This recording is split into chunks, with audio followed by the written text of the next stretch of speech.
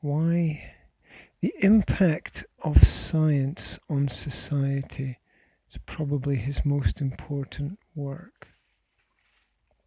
His prediction of how science would be able to control every element, or governments through science, or organizations through science would be able to control every element of the world. Everything would be micromanaged, micro-organized, would be prepared. Everybody would become a slave, and everybody would be extremely happy. Because science could control it. He said that science will create a new kind of slavery that will be run by a technocracy.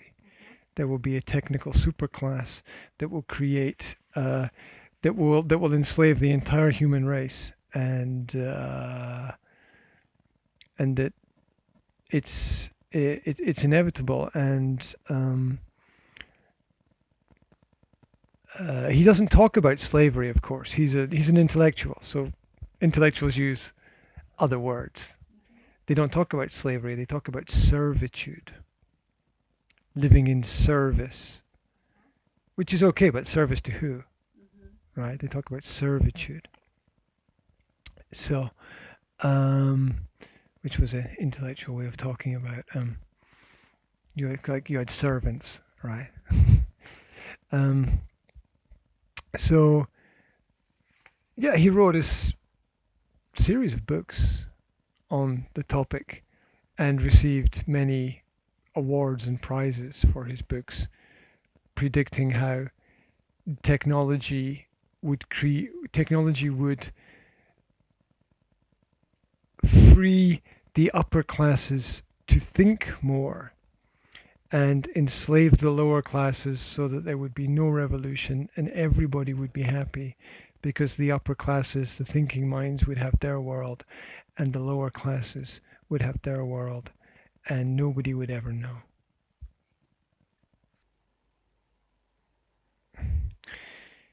Diet, injections, and injunctions will combine from a very early age to produce the sort of character the authorities consider desirable. 1953. So the governments will control the food, they will use medicine, and they will take children away from their families to produce the characters that they want within society. Remember, he won an award for this.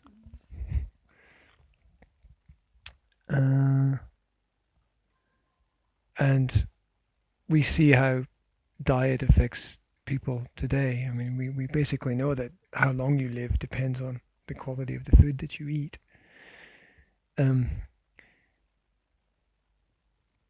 Medicine and this idea of injunction, which is an educated way of saying taking children away from parents. Injunction means stopping things you don't want happening before they happen. So,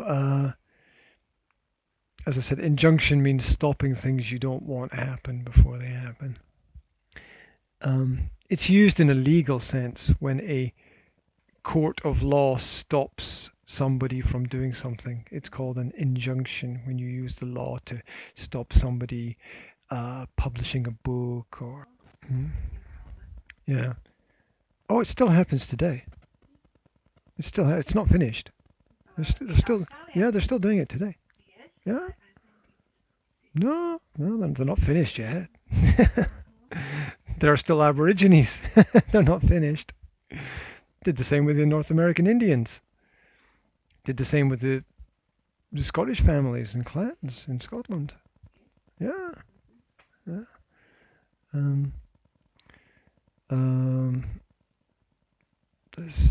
It's what happens with gypsy children. Most of them end up in children's homes, right? I mean, we can, I think, safely argue that it's probably better for them in the children's homes than in the gypsy families, but it still follows the same pattern.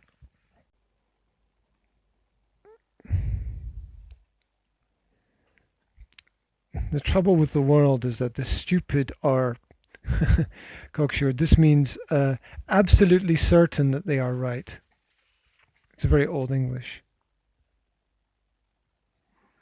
Yes, it's very old English, not used anymore. The trouble with the world is that the stupid are cocksure, absolutely certain that they are right, and the intelligent are full of doubt.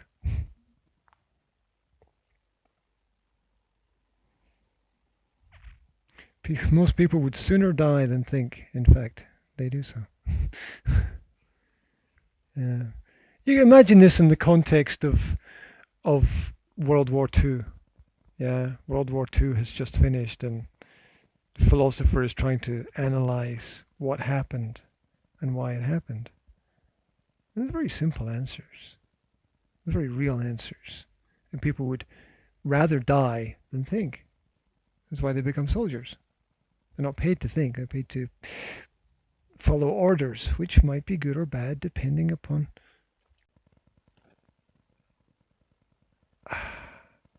And I think that when you get to his stage, at his age, in his situation, I think you have to learn to accept death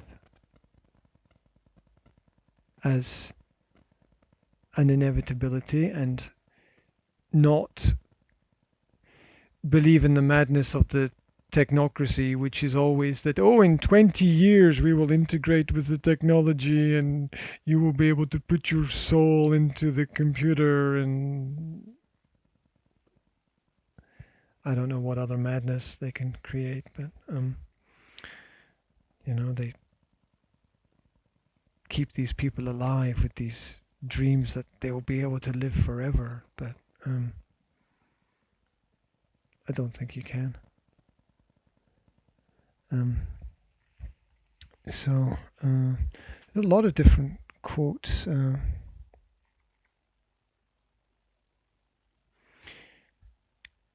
To fear love is to fear life, and those who fear life are already 3 parts dead.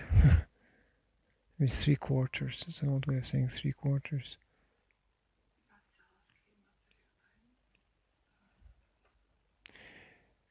I would never die for my beliefs because I might be wrong. That's nice. Because a belief is not a...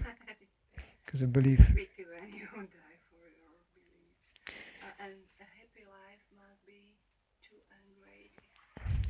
A happy life must be to a great extent a quiet life, for it is only in an atmosphere of quiet that true joy dare live. I like that. That's nice. Never thought about that before. It's very nice.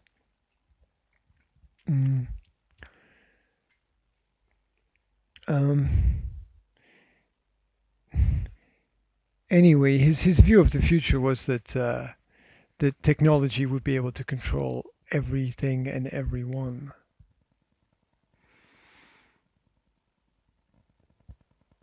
Step by step. The average person looks at their phone at least once every 6 minutes now in the Western world. During the day, the average person looks at their phone at least once every 6 minutes now. Really? Yeah. It's quite incredible. That everyone, or almost everyone, is affected in this way. Of course, it doesn't mean it's all negative. If you're checking data, transferring information, if it makes things faster, then fair enough. Doesn't mean it's all bad. It's interesting. So, the first thing that he says is facts. Only the facts. Try to disconnect yourself from the facts so that you understand what the facts are. It cannot be anything connected to what you want, or what you wish, or what you think, or what you believe. And if you think about the language we use that a lot. I believe, I think, I feel. It's very popular, it's very common to use that. But this disconnects us from reality.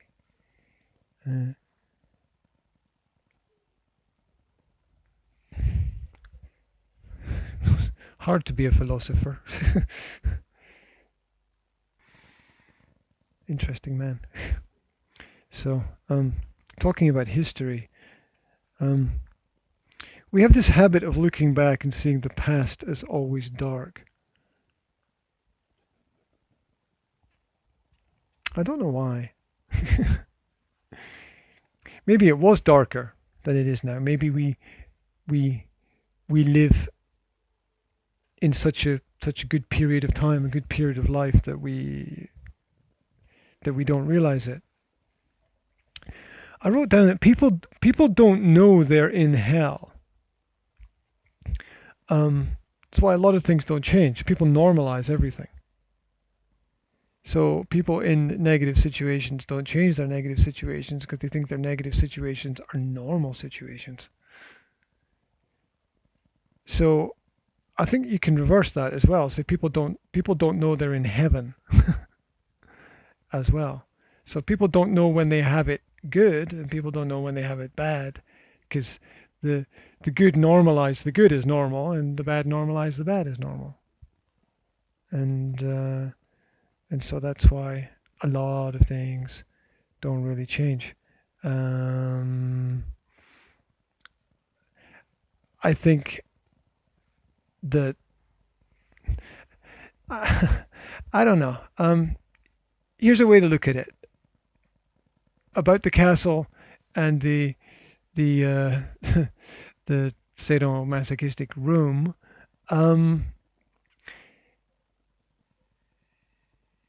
Anything that you wouldn't really introduce to children is essentially negative.